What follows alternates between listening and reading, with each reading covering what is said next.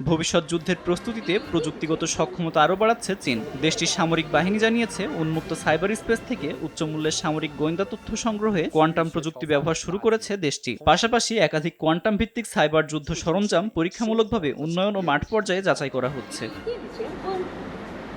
চীনা সংবাদ মাধ্যমের প্রতিবেদনে বলা হয়েছে, এই প্রকল্পটির নেতৃত্ব দিচ্ছে ন্যাশনাল ইউনিভার্সিটি অব ডিফেন্স টেকনোলজির একটি সুপার কম্পিউটিং ল্যাবরেটরি। গবেষণার মূল লক্ষ্য হল ক্লাউড কম্পিউটিং, কৃত্রিম বুদ্ধিমত্তা এবং কোয়ান্টাম প্রযুক্তিকে একীভূত করে যুদ্ধক্ষেত্রে তথ্য বিশ্লেষণ ও সিদ্ধান্ত গ্রহণের গতি বাড়ানো। সামরিক কমান্ডাররা আশা করছেন, কোয়ান্টাম কম্পিউটিং ব্যবহারের মাধ্যমে বিপুল পরিমাণ যুদ্ধ সংক্রান্ত তথ্য কয়েক সেকেন্ডের মধ্যে বিশ্লেষণ করা সম্ভব হবে। এতে দ্রুত কৌশল নির্ধারণ ও সামরিক সম্পদ বণ্টন সহজ হবে। প্রতিবেদনে আরও বলা হয়, কোয়ান্টাম সেন্সিং অবস্থান নির্ধারণ প্রযুক্তি আকাশ প্রতিরক্ষা ব্যবস্থাকে আরও শক্তিশালী করতে পারে। চীনা সামরিক গবেষকদের মতে, এই প্রযুক্তির মাধ্যমে স্টেলথ বিমান শনাক্ত করা সম্ভব হতে পারে, যা প্রচলিত রাডার ব্যবস্থায় ধরা পড়ে না। একই সঙ্গে স্পুফিং বা জ্যামিং এর মতো সাইবার হামলা প্রতিরোধে নির্ভুল নেভিগেশন ব্যবস্থাও গড়ে তোলা যাবে।